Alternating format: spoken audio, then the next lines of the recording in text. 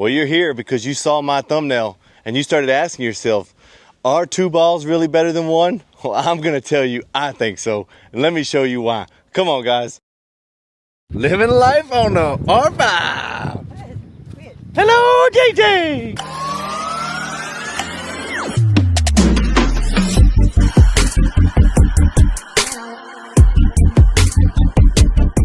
Here it is, guys.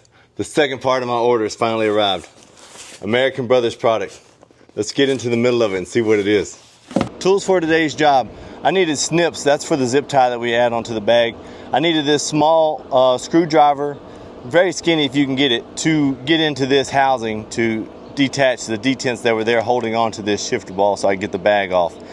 I needed a T25 wrench, and I also needed a T10. You could probably get with a 5/32 probably if you don't want to use a T10, but I used those two to take the screws off. The T25 was for the screw that was in this guy right here, and the T10 I used for the screws that were in the American Brothers housing.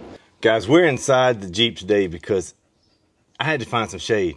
It's 109 degrees outside today, and man, you know what? It's still hot inside here, and I'm going to sweat, but get these things installed so you can see if it's something that you would like for your Jeep as well. It looks like it's a pretty simple application.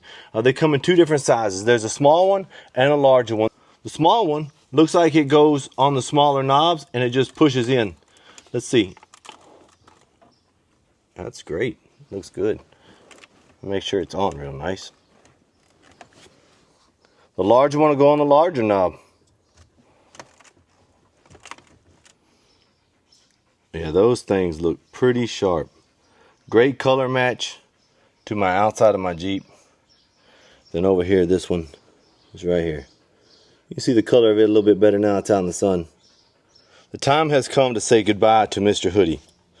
And now it is time to get this boot off and that new ball on here. All right, removing the shifter of your 4x4 is fairly simple. Let me spin this camera around so you can take a look at what I'm doing. So once you get this boot loose, you want to pick it up and over the shifter. There's a white housing right here on the bottom. There's a screw right here. It's a T25. Use your T25 to back that out. Once you get it out, you don't even have to take it all the way out. Just, I don't know, about a half of the way. You can slide this right off the rod, okay? And then it'll come off like this. Let's go to the back. Once that portion is done and you've got this pulled off, just remember the angle at which the boot goes, okay? The boot itself is going to have a long end, is going to go towards the vehicle, and this straight or skinnier end is going to go towards your seats. Now, inside this white, I don't know if you want to call it clip or housing, there are two little pathways right here, and there is a detent on each one that we're going to need to put a skinny screwdriver in there to release those detents. Now this is probably the most difficult part of the job, and it may take me a few minutes because it seems like it may be a three-handed job. So I'm going to put the camera on pause for a minute. Guys, I'm back. That probably took me 5 minutes. It felt a lot more difficult than it should be for me, and I ended up not tearing things up in there, but I smushed things around. So some of you more handier people probably get this thing off a little bit easier than I did. I kind of nicked it up and scarred it up. But I'm not using this ball anymore anyway. So, all right, from this point on, we're going to remove this guy now that we can take this sleeve off. It's glued on. Just a snug pull will release it from the glue.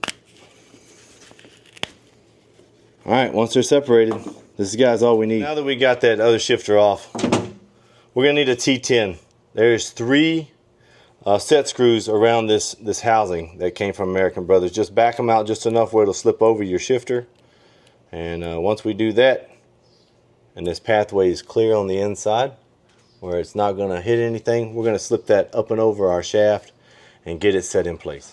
This time we don't have to cut anything like we did on the gear shifter itself. So this will actually slip right in, and I slipped it to the point of the bevel there where I'm going to place my zip tie. Now, remembering in my previous video, I'll link that down in the description. You'll see that I did not like the placement of my zip tie before. I prefer this little piece to be towards the front where I don't have to deal with it. So not towards the side, because you can kind of feel it through this bag. Remember, long end towards the front. Let's tighten her down.